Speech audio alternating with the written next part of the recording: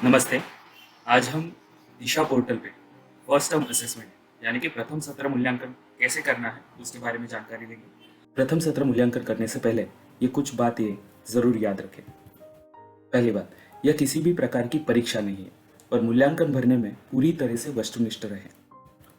Baseline के दौरान चुने गए लक्ष्यों की समीक्षा करें और उसी पर प्रथम सत्र मूल्यांकित करें। ध्यान रखें, बेसलाइन के समय आपने जो लक्ष्य चुने हैं वही लक्ष्य अभी आपको प्रथम सत्र में मूल्यांकित करने हैं। पिछले 4 महीनों से बच्चे आपके साथ नहीं हैं, इसलिए आपको उसी माध्यम का उपयोग करना है जो आपके लिए सबसे प्रभावी है। उदाहरण के तौर पे होम विजिट्स, ऑनलाइन सेशन, आप व्हाट्सएप पे माध्यम से वीडियो कॉल कर सकते हैं या ज़ूम का इस्तेमाल कर सकते हैं, लेकिन आपके लिए जो माध्यम प्रभावी है उसी माध्यम का आपको उपयोग करना है।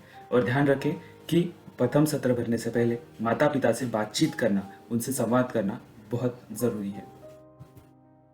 यदि कोई रिग्रेशन है, मतलब अगर आप बच्चों में कोई रिग्रेशन, अपने चुने हुए गोल में कोई रिग्रेशन देख रहे हो तो उससे कुछ फर्क नहीं पड़ता। मूल्यांकन के समय बच्चों की जो स्थिति है वही स्थिति हमें प्रथम सत्र में मार्क करनी है।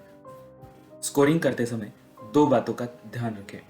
एक, फ्रीक्वेंसी, मतलब कोई भी गतिविधि बच्चा कितने आवृत्ति से करता है, यानी कितने बार करता है। और दूसरी, प्रॉम्प्ट यानी सहायता, गतिविधि करने के लिए बच्चों को कितनी सहायता की आवश्यकता होती है। ये दोनों चीज़ों के ऊपर आपको स्कोरिंग मार्क करनी है। अगर कोई बच्चा कोई भी गतिविधि बार बार कर पाता है और उसको किसी भी प्रकार की सहायता की आवश्यकता नहीं होती तो उसे हम इंडिपेंडेंट मार्क करेंगे। अगर कोई बच्चा कितने भी बार सहायता करने के बाद भी वो गतिविधि नहीं कर पाता तो उसे हम डिपेंडेंट मार्क करेंगे। अगर आपने बेसलाइन करते समय बच्चों के लिए अन्य गतिविधियों का चुनाव किया है तो ध्यान रखें, प्रथम सत्र के दौरान आपको उस गतिविधियों का मूल्यांकन करना जरूरी है। आगे देखेंगे कि फर्स्ट टर्म नॉट डन ये विकल्प जो है, यानी कि फर्स्ट टर्म हुआ नहीं, तो ये विकल्प आपको तभी इस्तेमाल करना है जब बच्चे ने अक्टूबर या नवंबर में प्रवेश लिया हो। याद रखें कि फर्स्ट टर्म नॉट डन इसका मतलब आप बच्चे की फर्स्ट टर्म यानी प्रथम सत्र नहीं करना चाहते क्योंकि बच्चे ने फिलहाल ही एडमिशन लिया। टीचर की तरफ से प्रथम सत्र सबमिट होने के बाद स्कूल एडमिन को प्रथम सत्र मूल्यांकन ठीक से देखना है, रिव्यू करना है और संतुष्ट होने पर अप्रूव करना है। अभी हम चलते हैं दिशा पोर्टल की तरफ। अभी ये हमारे सामने हमारा दिशा पोर्टल हमें यहाँ पे दिखाई देता है। यहाँ पे सबसे पहले हमें लॉगिन करना है। जैसे ही हम लॉगिन करने के लिए दिशा पोर्टल पे जाते हैं, हमारा सबसे पहले लॉगिन रोल सिलेक्ट करना होता है, यानी कि टीचर। उसके बाद हमें हमारा डिस्ट्रिक्ट जो है वो डिस्ट्रिक्ट सिलेक्ट करना पड़ता है और उसके बाद हमें हमारे स्कूल का नाम डालना पड़ता है। जैसे ही हम हमारा डिस्ट्रिक्ट और स्कूल का नाम डालते हैं, हमें हमारा टीचर लॉगिन आईडी और पासवर्ड जो हमें मिला है वो डाल के हमें पोर्टल पे लॉगिन करना होता है।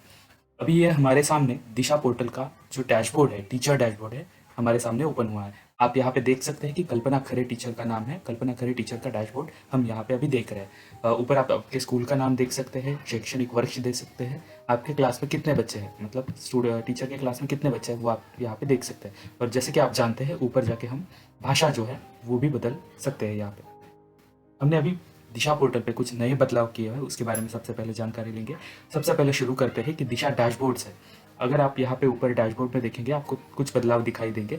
यहाँ पे आप अभी क्लियरली, मतलब अगर आपके क्लास में कुल 3 छात्र हैं तो आप यहाँ पे तीनों छात्रों का एक क्लियर स्टेटस जो है वो आपको यहाँ पे दिखाई देता है। जैसे कि आप देख सकते हैं कि ये 3 छात्रों का आईपी जो है अप्रूव्ड है, बेसलाइन अप्रूव्ड है, और उसके साथ ही तीनों छात्रों का फर्स्ट टर्म असेसमेंट जो है वो शुरू नहीं हुआ है।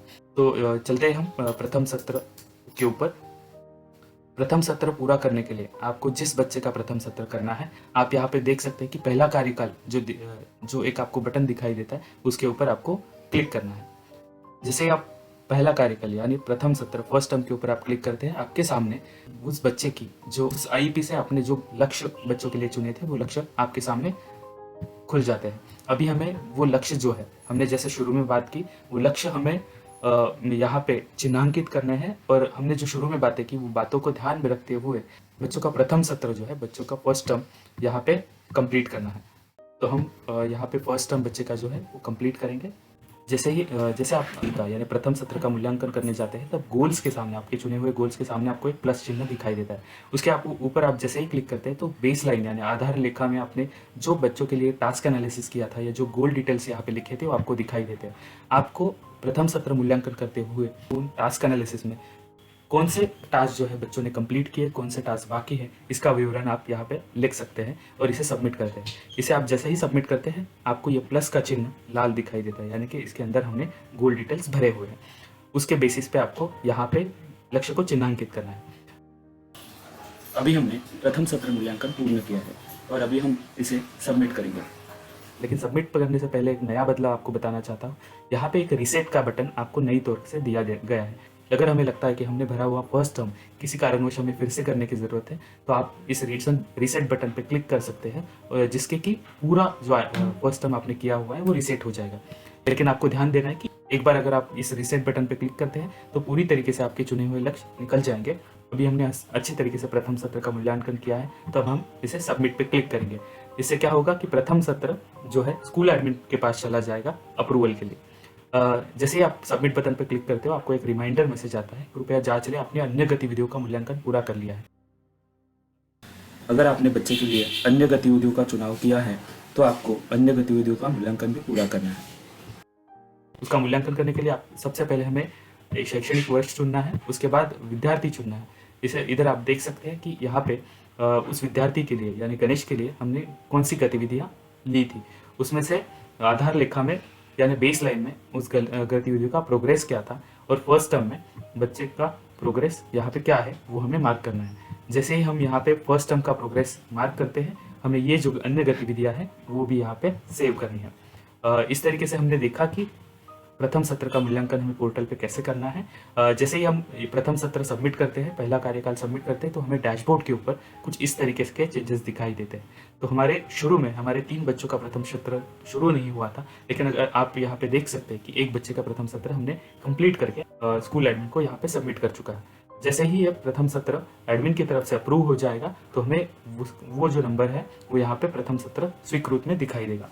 तो इसी तरीके से हमें हमारे बच्चों का सभी बच्चों का प्रथम सत्र यहाँ पे कंप्लीट करना है। प्रथम सत्र कंप्लीट करने के लिए हमें जो कार्यकाल दिया है वो आज से यानी 22 नवंबर से शुरू होता है और 4 नवंबर तक आप बच्चों का प्रथम सत्र कंप्लीट कर सकते हैं। प्रथम सत्र सबमिट करने के बाद आपको आपके स्कूल एडमिन को इस बारे में जानकारी देनी है, ताकि स्कूल एडमिन आपका प्रथम सत्र देखे, जांचे और अप्रूव करे। इस दौरान आपको अगर कोई भी शंका है, आपके कोई भी प्रश्न है, सवाल है, तो आप हमारे जोन कोऑर्डिनेटर से पूछ सकते हैं और वो आपके सवालों का आंसर करेंगे। धन्यवाद।